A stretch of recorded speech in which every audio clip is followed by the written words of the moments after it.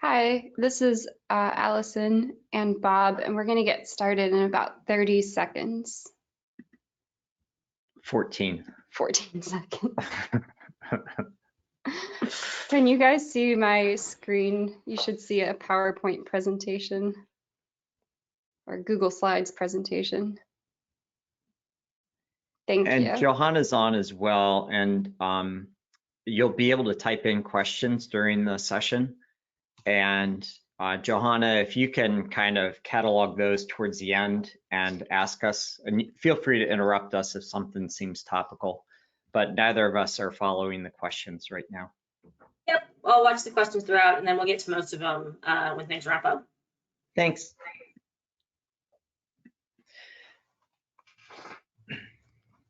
Okay, so let's go ahead and get started with the newest RunSignUp feature, virtual challenge events.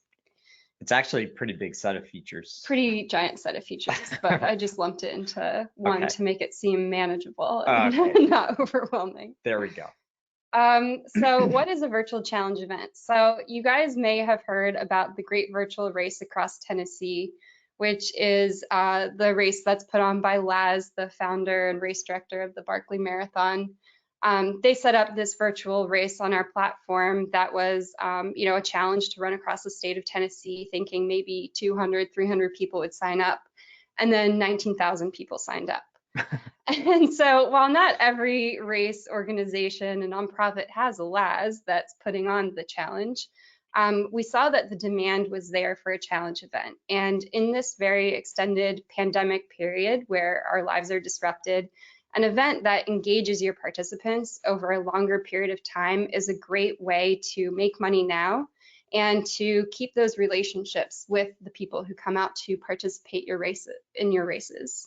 I also think it's going to kind of last because I think it's a way for a race to have a challenge or a training challenge leading up to the race. So a lot of races just have this one-day relationship with their participants, and they've been looking for ways to extend that. And I think this is going to be a perfect part of that. Yeah, so what is a virtual challenge event? How does it differ from a virtual race? So from your race dashboard, instead of setting up a virtual race to accept results for a 5K or an 8K, you're going to set up activities and a goal so that people can log their miles completed, the push-ups that they've done, the number of laps that they've swum outside in your race website results platform, and keep a living leaderboard of the top finishers of the challenge over time. Right, as well as individual pages, so individuals can kind of keep track of how they're doing and feel good about themselves. So we're just beginning to figure out how we're going to be pitching challenges, as you can probably tell. But I think to start, what's going to be most helpful is if we show you some of the live challenges that some of the early leaders and movers in our industry have set up on our platform, so you can kind of get a sense of what people are starting to do. So first thing here is runsignup.com/challenge platform is where you're going to find the most up-to-date and recent information about RunSignup's challenge platform.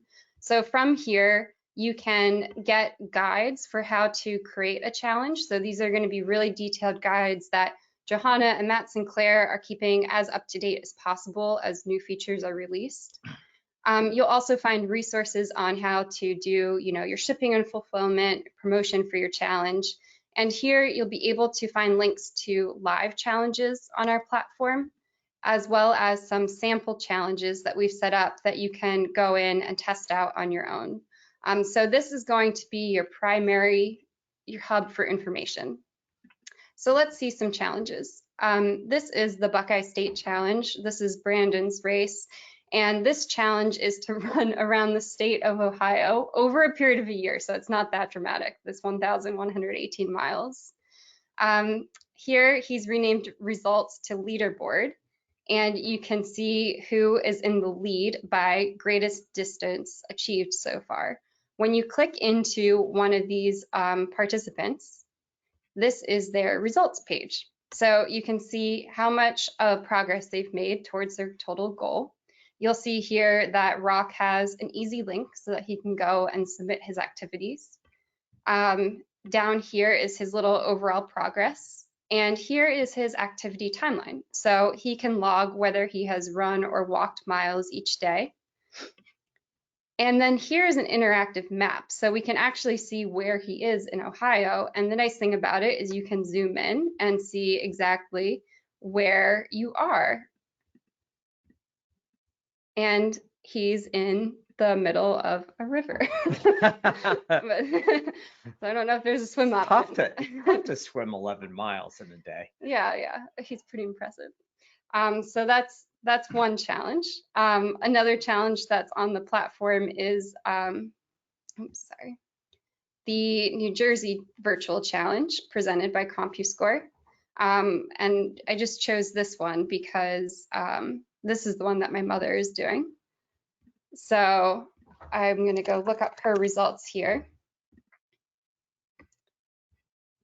She's doing great. Yeah, she's pretty competitive. Her pace is under 18 minutes. Yeah, so for this one, you'll see that Stacy has it set up so people are not only logging the distance that they've done, but they're also able to enter their time so they can actually see their overall pace for the challenge, for their overall challenge. And you'll see here, Marlies not only logs her distance and times, but she also adds comments so she can remember. She memorializes when she walks with me. Yeah, she does. And with her walk with a few bits of running. Similarly, you can see here that she has a map for the New Jersey Challenge, and she started down in Cape May and is finishing way up here in Jersey. And she can zoom in and see exactly where she is. She's actually running on the Garden State Parkway. Yeah. So there's a lot of creativity that when you hover over it, you can actually see how far she's gone, her total time and stuff like that. One of the things that she really likes about this challenge is she's convinced some of her friends from home to do the challenge as well. And so she likes to type in our hometown to see exactly where she is, which is behind her friends right now. Uh-oh, she's number 4. Yeah, she's not going to be thrilled. I think Trish is cheating. Yeah. All right, so how do you create a challenge? So you can start creating your challenge by going to RunSignUp.com or GiveSignup.org and clicking Create a Race or Get Started Free and creating a Run Walk Ride. Both of these paths are going to lead you into the Race Wizard. And in the Race Wizard, you're going to set up your challenge as you would normally set up your race. The one thing that you are going to have to do is when you create your events on the first step of the Race Wizard, you're going to indicate that they are virtual races. That's going to let you use the challenge features because you've indicated that the type is a virtual race. After you've gone through the wizard and set up the basics of your race, you're going to go to your race dashboard and you're going to be able to navigate from race day tools to enhanced virtual race to setup. And this is the page where you're going to be able to start configuring the features and that you would like to turn on for your challenge to accept results. And as a friendly reminder, I have the most recent setup guides on runsignup.com/challenge platform. I'm not actually going to put screenshots in this presentation slide deck because they will not be up to date in probably a couple of days because new features are being released so quickly. That being said, we're going to go head into a demo so you can get a sense of how to set up your virtual challenge. So this is my Tour de Mont Blanc challenge, which I came up with because I saw that the marathon or the ultra marathon around Mont Blanc got canceled the other week, which is disappointing. But for this challenge, you have 2 options. You can either cycle or you can run and hike around Mont Blanc. And here on my race website, I just have simple instructions about how to sign up and log your miles for the event. And just a simple t-shirt image showcasing the swag and a countdown to how much longer you have to complete the Tour de Mont Blanc. So how did I set this up? I'm going to go back to the first step, which is the Race Wizard. So in the Race Wizard, which is where you'll go when you create your race from RunSignup.com or GiveSignup.org. You'll see here I have the name of my challenge. Here, you're going to want to spend some time coming up with a description of your challenge, better than I did. For the location information, you can have this just be kind of where the challenge is taking place. I picked it to start in Chamonix in France. And here is where I have my event set up. So I want 2 different results set for this because I want the cyclists to compete against the other cyclists, and I want the runners and hikers to compete against each other. So I've set up the cycle as one option, and I've set up the run and hike as the second option. And then I've made them both virtual races. And the start time and end time is when you're going to be able to log your miles for the challenge. So you have only 2 weeks to complete the Tour de Mont Blanc, although we're going to extend that for the purpose of this demo. And cleverly, I've ended it on July 14th, Bastille Day. Bastille Day, says the French major. Sorry. The other important things in the Race Wizard are registration. So registration is open now through the 7th. So I've left it open even after the challenge starts to keep getting registrations coming in. And I've set the price at $60. And we'll talk more about pricing strategy later in this presentation. With the giveaway, I do think that having swag for your challenge is pretty important because people are going to be achieving something that's challenging, or it should be. And so having a giveaway image that kind of, memorializes that challenge is a nice thing to offer your participants. So you'll see I have that shirt image here and my size is set up here. So after I complete going through the Race Wizard and configuring that, I have a race dashboard. And the first thing that I'm going to do is I'm going to type in virtual race to start setting up my virtual race. So I've had the features, I'll just remove them from here so we can go through that together. All right, so here I've already set up the features for cycling, and we're going to go through and set this up for running and hiking together. So to start, I'm going to click Enable Enhanced Features. This is just instructions that are going to show in the registration path, so you can customize what you would like that to say. This is when you can accept results. So for example, for this event, my results can be accepted from July 1st through the 14th. But for the purpose of doing this demo, I'm actually just going to allow myself to do that today. The results set, I had actually created a result set prior to this that I'm going to continue to use for the Run/Hike Mont Blanc Challenge. You can also create a new result set. When you create a new result set, you'll just type in a name similar to that that's going to show on your results page. Can participants submit multiple activities? Yes, they can complete the challenge over the period of July 1st to July 14th. So you would leave that no if you just wanted to do a virtual race and let people enter in one result time. Yeah, so this is how my setup would look for a typical virtual race like the Scott Coffey 8K. I just want people to submit their times for a single 8K.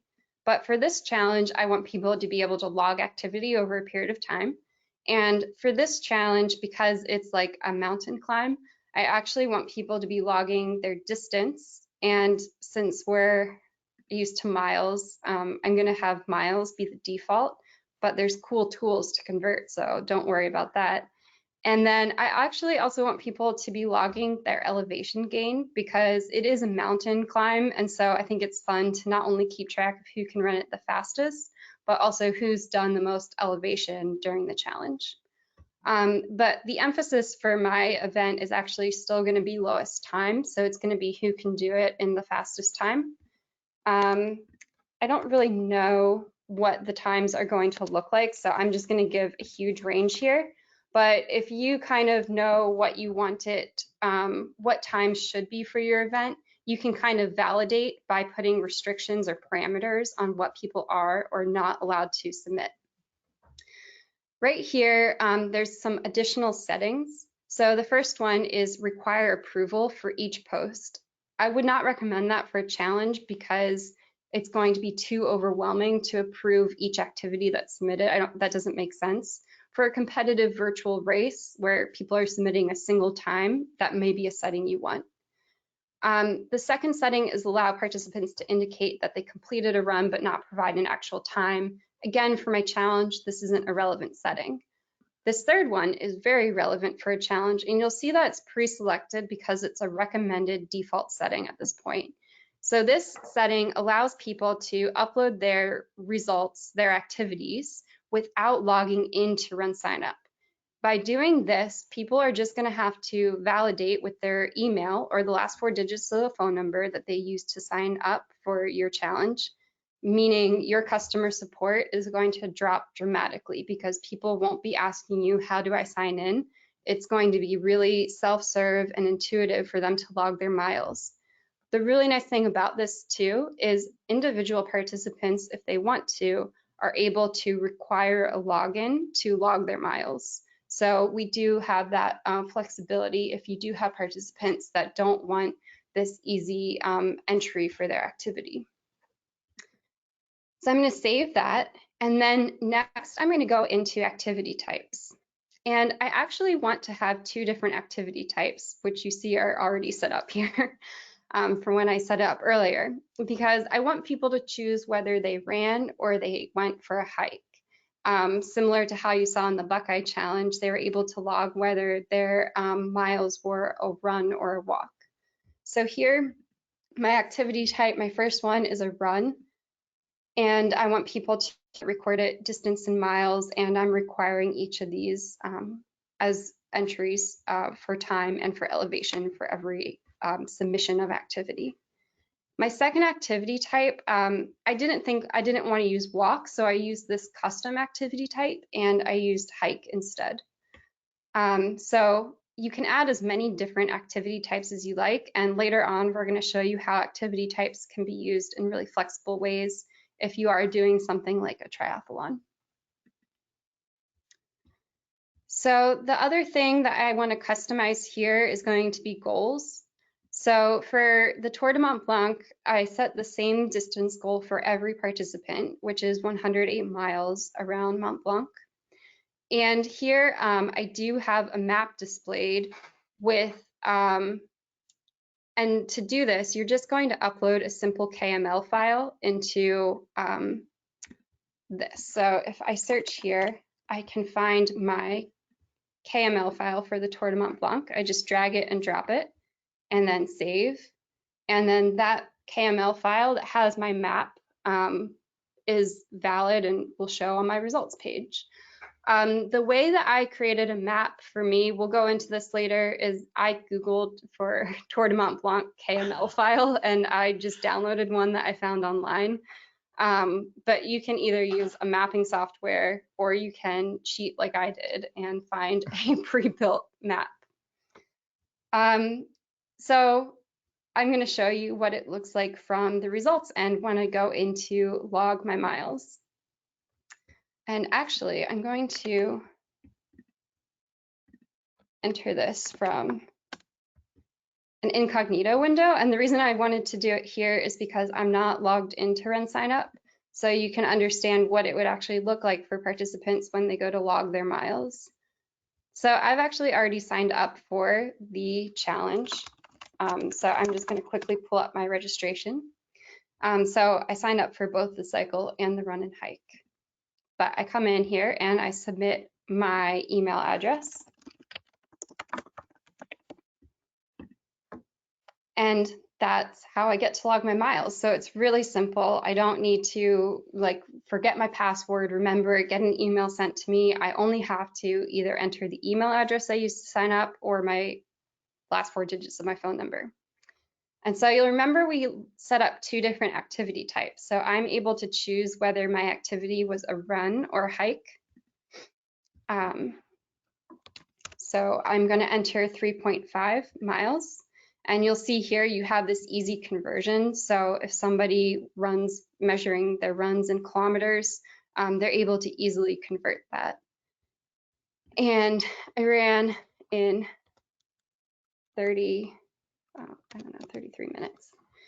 And I gained 250 feet of elevation. I don't really know if that's high or low. You I'm would from do South Jersey. 2,500 feet easily on the Mont Blanc. I remember, my legs remember. And then you can add a little comment. So running hills in Philly, because we don't have hills. So I'm going to submit my activity and I get a success message. So now I know that I've successfully submitted my activity. It says it's going to show in the next 1 to 3 minutes. And I have a couple of options here. So one, I can log another activity. So if I forgot to log yesterday, I can go back and add that, or I can just go back to the results page. So on the results page, I'm able to see, well, this is actually just showing my results, and they haven't synced yet because it does take 1 to 3 minutes for my activity to show on my page. On the overall page, you'll see here I have 2 different results sets. So this is the cycling challenge and this is the hiking one. So this is my activity for the cycling challenge. And you'll see here I've done 25 miles of my 108. And here I'm logging, you'll see my time here, my distance here, my elevation, and then my comments. And then down here, you'll see on the map I stole how far I've progressed along my Tour de Mont Blanc. So that is a quick demo of how your participants are going to be able to record their activity and do it really easily. So what we're going to do now is we're going to walk through a couple more examples so you can see other ways that you can set up your virtual challenge and how it will look for your user. So I'm one of the people that tests the software as it comes out. So I do a lot of this. So this is a virtual triathlon challenge. So you'll see that I've got amount of time for ride, bike, and run.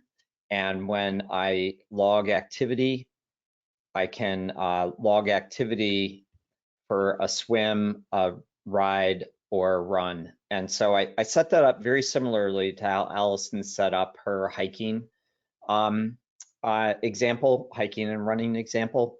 So it's very easy to do, and it kind of totals everything up.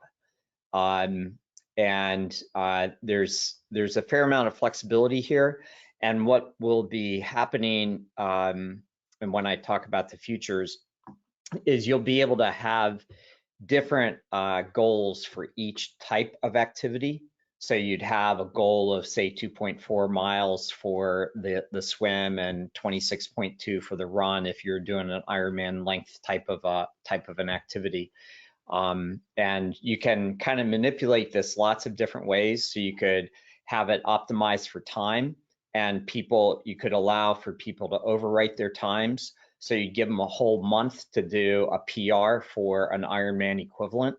So there's lots and lots of different ways that you can manipulate this for triathlons. So it turns out that Stephen, our CTO, is surprisingly to me, I did not know this, a race car enthusiast. So he suggested that we could use challenges to mimic NASCAR style of race. So I grabbed this image of the Indianapolis Motor Speedway, and here are my results, and the results are kept in number of laps. And you can see that the goal here is to get to 200 laps, because it's 2.5 miles per lap. It's kind of interesting to see how this one is set up. If we go into race day tools and set up the virtual race, you'll see that it's set up here as number of laps, and then it asks you how many meters are in each lap. So like a lot of people that use us are into track and field, so it'd be very, kind of consistent to be 400 meters. But here is 4023, which is the length of the Indianapolis Speedway. And so people are tallying their number of laps. When they do their data entry, and here's the goal is number of laps and so forth. When they do their data entry here, they can do it in miles, and then, oops, that's the wrong one. And they do their data entry in here. Come back here. You can see they're put it in number of laps, but you can do this. So say, okay, well, I ran 3.2 miles, and it'll convert that to 1.28 laps. So it's all kind of neat conversion from any different type. Oh, and the other cool thing here is that you can actually put the map here, and it's gone a number of different laps here around that 2.5 miles, but it shows you where I am in terms of looping the Indianapolis Motor Speedway for this challenge. So a lot of fun type of stuff that can be done here. Here's Bob's cycling challenge, and this is just another example of the elevation gain. The thing I wanted to show you here is that this overall results, if you click the little edit button here, if you're logged in, you can actually hide columns. So you could hide columns that weren't really needed. So like the age percentage, and of course I want to hide my age, but and pace might or might not be appropriate. So when you hide things, then they hide, and your results will look a lot cleaner and simpler and nicer here. The final one I wanted to show is the Moorestown cross country team, and I used to help coach the team for about a dozen years or so. That was really fun for me in high school. Yeah, I was actually I was the assistant guys coach, and my daughter ran every day, so I got to see her. Kind of like now. Kind of like now. Yeah. So you see that Jeff Cohart, who's actually a developer at RunSignup, and who actually ran for the Moorestown cross country team when I was a coach, and I are signed up so far. But the team is actually going, both the girls team and the guys team is going to use it this summer. What we did is we actually set up multiple groups and teams here. So we have a boys team, a girls team, an alumni, and a supporter team. And so far it's only some of us alumni that have signed up, but the boys team and the girls team are actually going to log their mileage via this mechanism this summer. I have a different sample set up. So I went to Bucknell, and the idea is to have a fundraiser where a college team would kind of engage their alumni to do a summer challenge run and treat it as a fundraising type of an event. And Allison and Brian are going to be holding a webinar on Friday talking about how to use challenge events for fundraising. But there are a ton of really good ideas for that type of thing. Yeah, and I think the thing to keep in mind, even though we've shown you a lot of endurance-related challenges today, is they're really flexible. You can add custom activity types. So if in addition to ride, you want to have people log the number of push-ups that they're doing, So one of the things I'm actually working on right now is I'm gathering the features for what we'll need for a CrossFit set of challenges. So that's an example there. And one of the samples you set up was book reading challenge, right? For a library summer type program. Yeah, I actually have that here. This is just like a sample reading challenge because I really like to read. So here you'll see that people are going to be logging the number of books that they read, and this is like a fun activity for a nonprofit that wants to engage kids reading over the summer. But you'll see that I've hidden a lot of the fields that are commonly used for more endurance type events. And I just have the number of books that I've read over here. So it's just a simplified version of, using this challenge feature to log books And read. all of these pages work with GiveSignup.org. So GiveSignup.org and RunSignUp.com are interchangeable, as well as you can set your own custom domain if you want. Yeah, so you can have that GiveSignup.org address as well. All right. Let's see. I think I was going to talk about maps next. Yes. So, don't let KML, the term KML, scare you too much. Even though I have no idea what it stands for. But it's really easy once you have a KML file to upload it. And actually, there are dozens of mapping tools that if you just kind of click and draw a route on a map, it will output the KML file for you.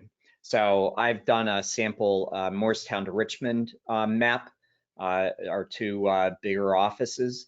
And basically, I just chose Moorestown as the starting location and mapped my run, and Richmond as the ending location and mapped my run. It automatically chose the route. You can choose the route to say, oh, make it not go on highway and it avoids, 76 and 81 and 95, or you can let it go on those if you want to. And then in Map My Run, it's really easy. You just come up and you look at it and click on more, and this last item is download KML. The same thing is true if you use Google Maps, and I do. And for example, Marlies and I took a trip to Norway last year, and I used that as my mechanism to route us when we drove around Norway and stuff. But I saved it as a map here. And again, it's very easy to download and output a KML file.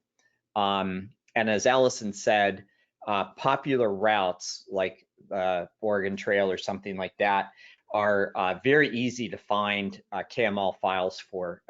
It's a very common type of format. And the other thing is, it's just software. You won't break it. If you didn't get the right thing and it doesn't look good, you can just delete it. It's not the biggest deal. And like if it's over your head, don't worry about it. You don't need a map for this thing to work. There's still plenty of eye candy here for people. Yeah, and for challenges that are like books read or push-ups done, you're not going to use a map, and you're going to use that progress bar that's at the top of your results page Exactly. to show your progress. Exactly. So promotion, how to market your challenge. We just wanted to talk through some early ideas on how to market a challenge that you've set up. So the basics are, of course, design a website, do a cover page, bring your own domain that's easy for people to access throughout the challenge period to log their miles or push-ups, whatever.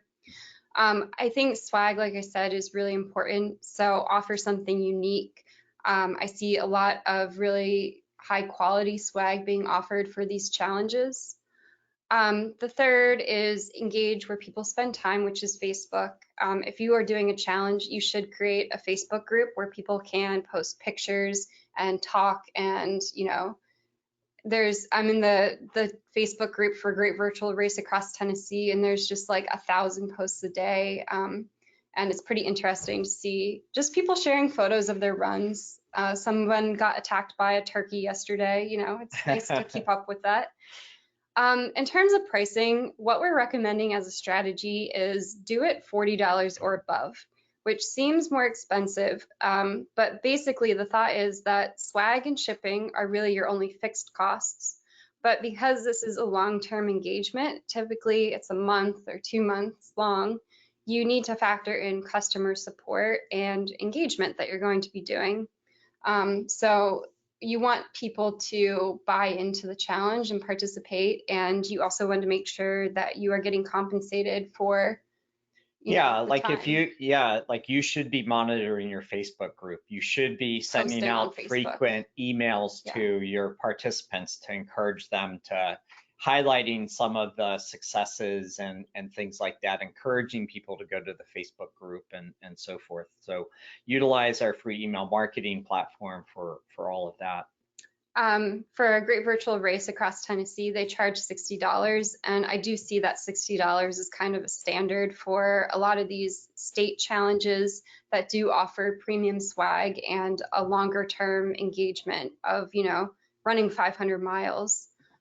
So that's kind of like a general sense of price points, and we'll probably have, you know, more information about pricing strategies later.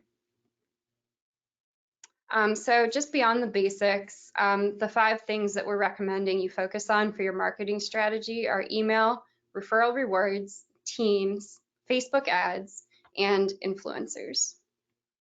So to start email marketing, you want to promote your challenge to your email list.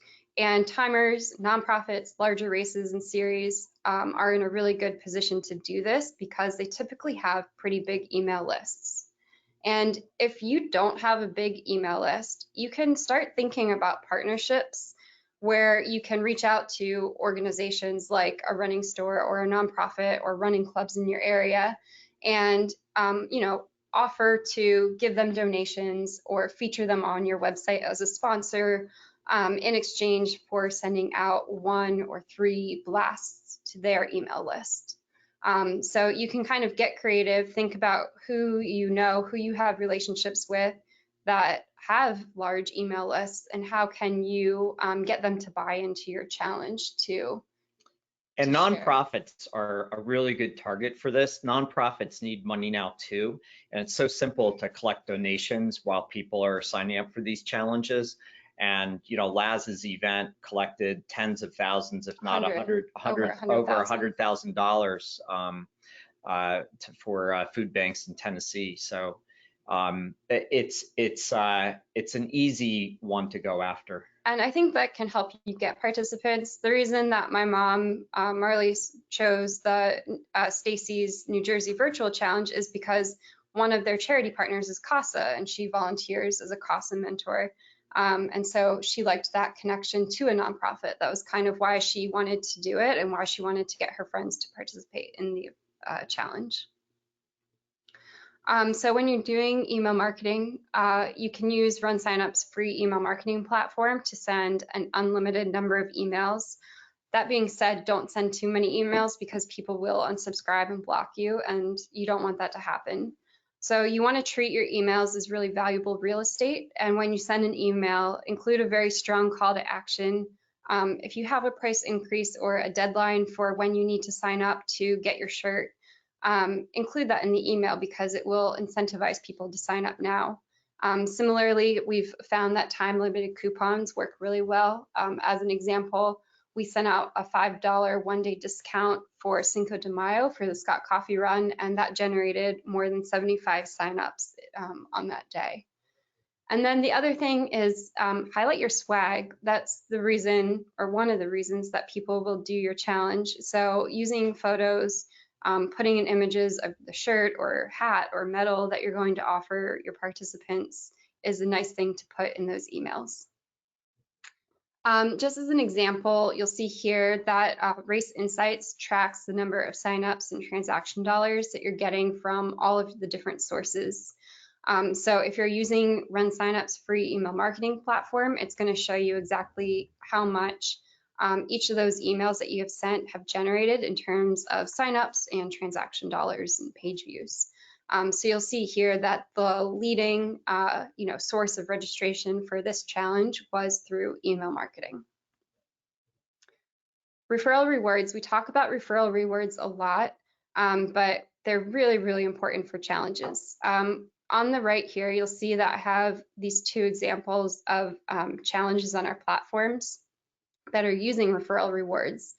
And we're seeing a higher and higher percentage of registrations being driven from referrals. I think challenges lend themselves very well to a strong referral strategy because, like, my mom wanted to see how she would compete against her friends.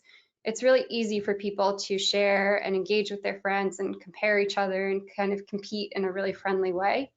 So the nice thing about RunSignup's platform is you set up your referral rewards and the system automates it for you.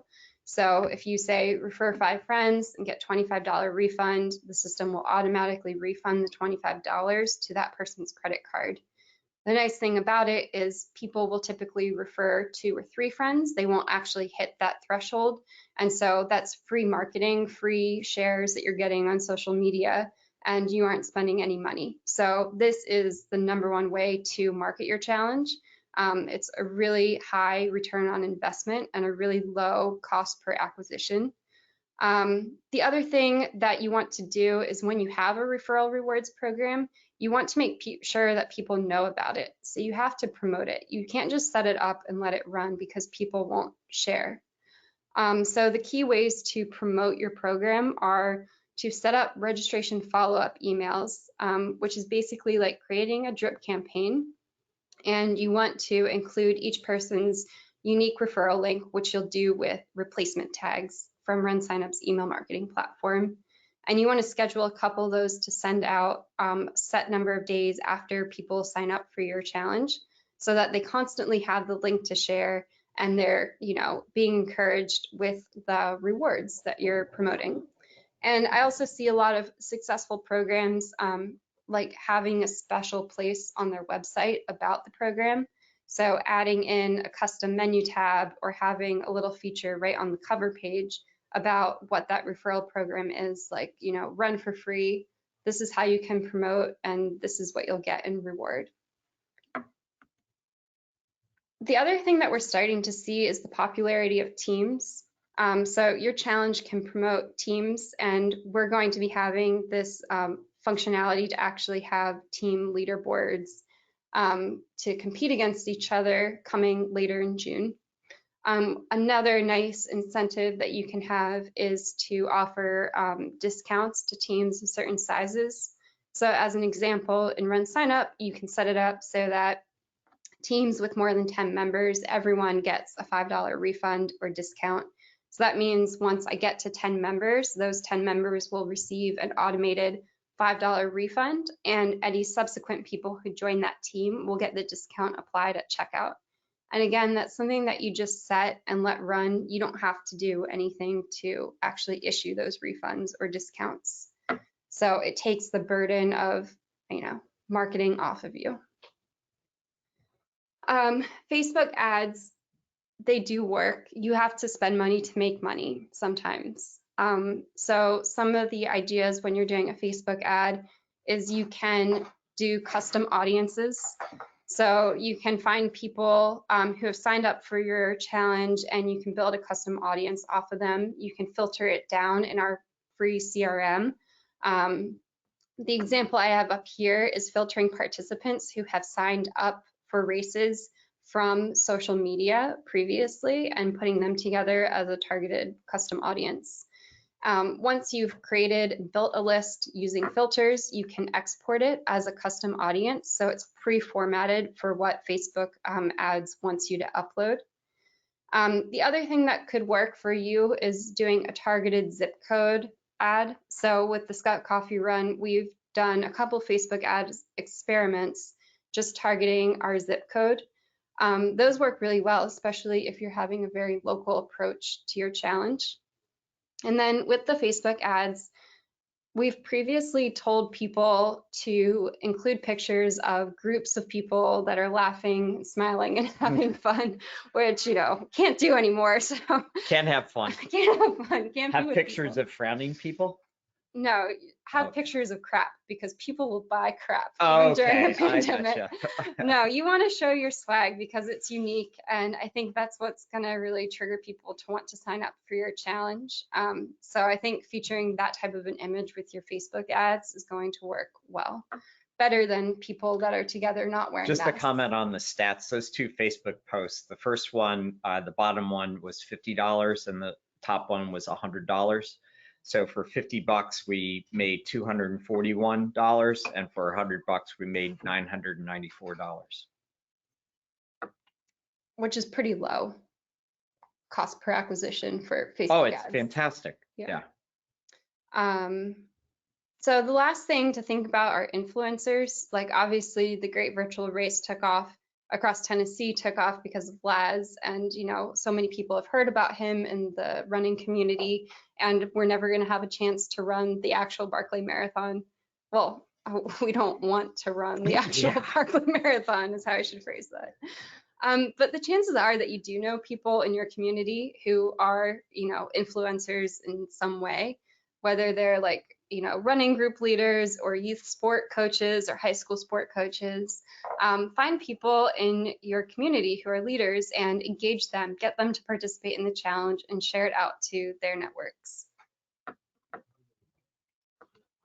So what's next? So we have built a lot of software really quickly over the past month or so, and we're not done yet. We've got this really cool feature coming out later this week, which is a cover page thing. That's what the image is. And we're doing this, actually our customer kind of needs this because they're gonna have a challenge with lots of people participating. So what it will do is I'll add up the total mileage that these people run or walk, and you can see that you have this completed 11,000 miles example here. So a total of 11,000 miles was had. The goal was 2,900 miles to get across the US. So we've hit our goal 4 times. And then there's this really cool progress bar that shows, okay, we're on lap 5 now, we're 500 miles into lap 5. And this will all display automatically in real time. You'll have a number of different customizations where you'll be able to lay down your own image in the background. And that image could be like a bookshelf, right? So Allison's number of books read, you'd be able to see the total number of books read, and you could say, okay, for the Moorestown Library, they want 1,000 books read. You have this stuffed little bookshelf image, and you can see that red bar kind of going along the side, which would be really fun and cool. The second thing that we're working on right now, and probably is a couple weeks out, is Teams. So you can actually utilize and set this up today. So have people join groups and teams, and then in a couple of weeks you'll be able to set goals, and the results will show those groups and teams. So it will show the Moorestown team versus the Haddonfield team or something like that. And that will fit into the marketing stuff that Allison talked about. Multiple goals. Right now, there's only really one goal and one goal progress bar that you can show. There's going to be the ability to have multiple of those, and then we're taking it the step beyond there and doing milestones. Milestones are what they sound like. So if you have a 500-mile race, you might have milestones every 100 miles or something like that. You'll be able to, just like you're able to do a virtual bib and a finisher certificate, you'll be able to do milestone certificates and make them custom to each one of those. There'll be notifications and reminder capabilities that will go out. So when I hit my 100-mile, I'll get sent an email that will contain my certificate. And if I go like 10 days and I haven't hit my first milestone, I might get a gentle automated email reminder to tell me to pick up the pace. Gentle reminder, unless it's the Moorestown cross country one. What's really cool about the certificates is you can be kind of creative with this. So one of the creative ideas that we have, and we're going to create a default template for this, is you can lay down this background image. And the background image, one of the templates we'll have is a postcard. So on the right-hand side, it will fill in like the person's address and stuff like that. And say they're running across Tennessee and they've gotten to Nashville, it'd be a postcard from Nashville, right? And you could have it customized with the post stamp from Nashville, and you could have a little message that says, welcome to Nashville, and things like that. Oh, and I didn't even put it on here, but one of the other features we're putting in here is playlists. So you could have a link to the playlist, the Nashville playlist, and you could listen to some good Taylor Swift. upload individual GPX files. So a lot of the training apps produce GPX files. And again, I don't remember what that stands for, but it's basically the map. So if you're running with Strava or Runkeeper or something like that, you can basically output the fact that you ran that course, and it will upload and keep track of all of those as well. So this is going to be a really nice feature for people that are really into their training apps, or those challenge events where there's like a high level of requirements to make sure that it's, you know, it's competitive and that people are really doing the mileage and things like that. You're going to see continuous user experience. I just got an email 2 hours ago with a new design for how the pages are going to look and stuff like that. So that's going to be continuous. We're going to have the ability to download activities, so you'll be able to export them to something else if you want. And you'll have APIs, so you can have third-party applications if you want to. Will be able to input activities. So if you have your own favorite training app, you can go to that training app company and tell them, hey, just hook to the activity API and the upload results, just like people have been uploading results to us for 8 or 9 years now. And finally, participant photos. So the idea is that individuals will be able to upload their own photos to the photo platform that we have. All of this should be done by the end of June, at which time we should have a really good virtual symposium, and we'll be able to show a bunch of this stuff to you at that point in time. That's putting pressure on the development team. All right. So that's it. Johanna, do we have questions?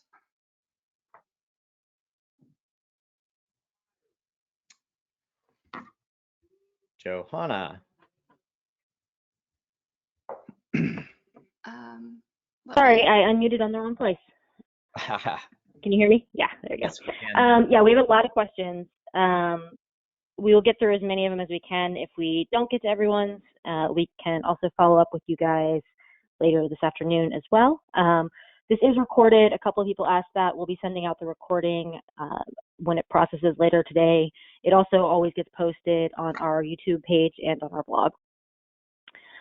So when you're looking at the results of challenges, how are they sorted by default, by distance or by time, and can you change that? Yeah, it's really easy to do. Allison, do you want to show? Yeah. I'm going to go into Tour de Mont Blanc and go into Edit Enhanced Features. And it comes down and it says, how should results be sorted? And so you can choose how you want it to be done. So for this, I want the fastest people to be sorted first, but if I have, I could do it by distance. So whoever runs the most miles. And then the other one is elevation. Right. And so if you have like an Everest type of challenge, highest time is also interesting. Mm-hmm. So you could have a yoga type of a challenge. So I did 2 hours of yoga today. And so Yeah. Obviously that'd be better than an hour of yoga. And greatest distance can be also really nice if you have like a step challenge or a miles run in July challenge. Exactly. A WOD challenge for CrossFitters. Or we can just keep going. The other thing is that in results,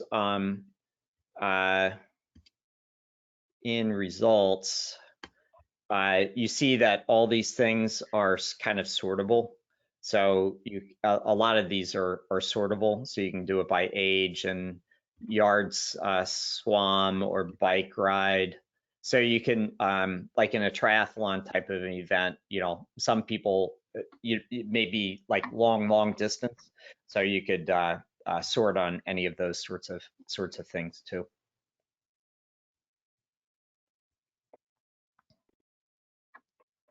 Okay. Sticking kind of with results, how do participants submit their results? And what happens if there's more than one person with the same email address trying to submit a result? I think that what you do is you actually pick the individual. So you'll see, Allison will bring Oh, this wait, up. No, Hold no, on here. go to your Tour de Mont Blanc one. Yeah, so what'll happen is you may have the same email address for multiple people, but when you search to pull up the registration record, you're going to be typing in the name. And so like even here, I signed up for 2 different events, but you can see here, I can tell which one I'm logging miles for because they have different event names. In terms of doing it in incognito mode, when I enter that email address, it's really just a validation. So it could be the same email address for a whole family that signed up together. You got to that the email address validation by this screen here, right? So Yeah. you're always seeing this screen. Yeah, unless you go to your individual results page, in which case there's no confusion. Yeah. So Can a participant upload a picture with the challenge result? Not yet. So what should happen in a couple weeks time is uploading a GPX file. And a couple weeks after that, you should be able to upload a photo. And then just to make it clear, this picture comes from my RunSignup profile. So there is a picture showing the results, but I've set that up from my RunSignup profile, which pulls into here. Yes. How do you avoid cheating when people are submitting their results? Do you verify it in any way? I think that's a really bad idea because you're just going to have too many results to review. Yeah, I mean, the GPX one is the way that's Yeah. going to be the way to do that, because there will be certain events, and obviously you're not going to validate 19,000 people, and running 1,000 kilometers. But some events will want that, and so that's the purpose of the GPX upload. And the software does have the approve capability in it. So the race director will see a queue of results or activities that have been posted that have not been posted yet, and they have to be approved.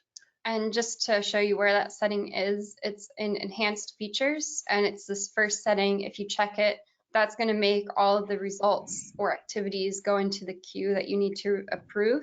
And again, don't recommend that for challenges, just because I think it'll be too much. Yeah. But you never know what kind of people will come up with challenges. Yeah. Next. Can you share a group of people on the map at one time? For example, the top 10 runners, everyone in an age group, or just my best friends? Yeah. So if we go back to Marlise's page here, I can do a search for Audrey. And basically she gets added on this, and you'll see both of them actually on this list here. And to Marlise's dismay, you'll see that Audrey is ahead of Marlise.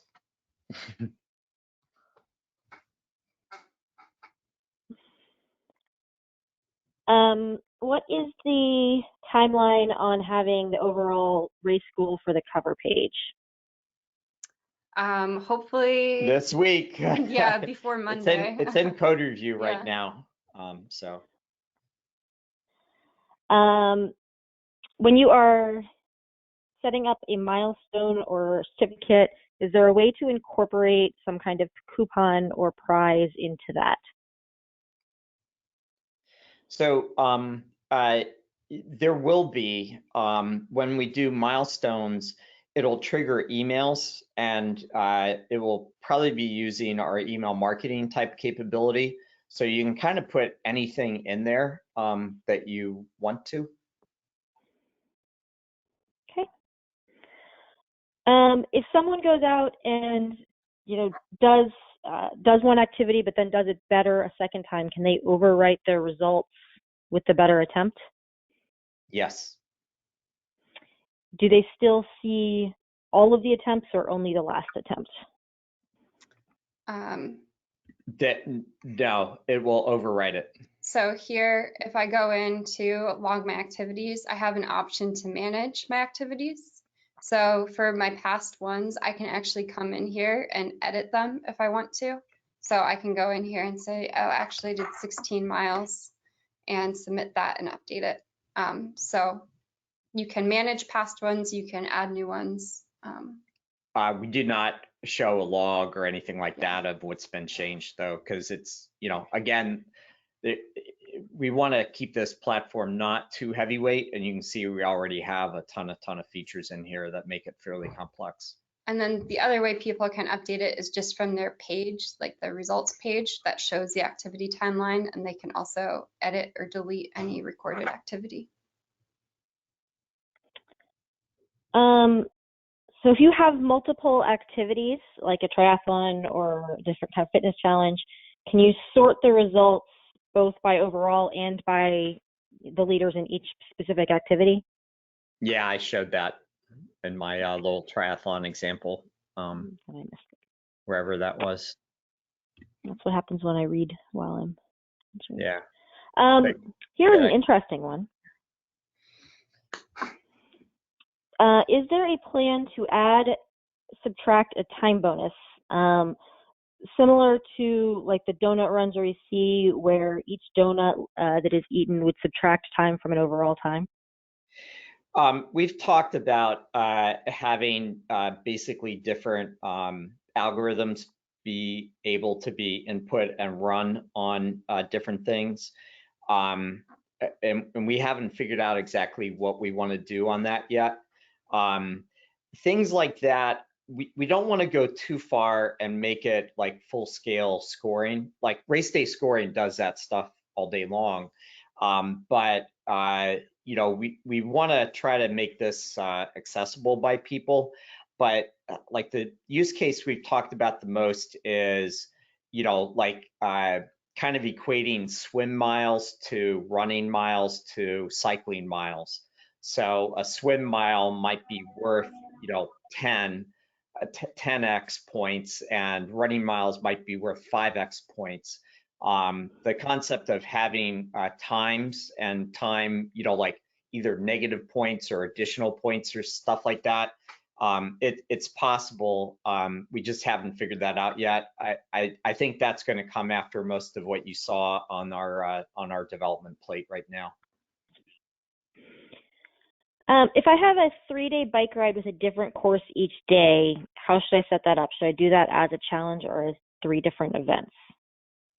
I would set it up as a single event challenge and have it 3 different activities. I think, I don't know. I would ask your account manager who would be better at thinking of it. Yeah, exactly. Yeah. So we'll have your account manager reach out on that question. Yeah. So we don't lead you down a really bad path. Yeah. But play with it some. Set up a draft race and play with it some. Can the race director download people's comments in results? That's what the download capability is going to give you, and that is on the plate for this by the end of June. I think that is most of the broadly asked questions today. There's a handful of more specific questions that we will follow up with you guys on later on. But if you have anything else really quick, that looks like pretty much everything right now. Okay. Well, we will send out a follow-up email with links to everything. And again, if you want to find more information and look at some more examples, go to runsignup.com/challenge platform. This is going to be your resource for the most up-to-date information on challenges. Thanks everybody for your support. Thank you.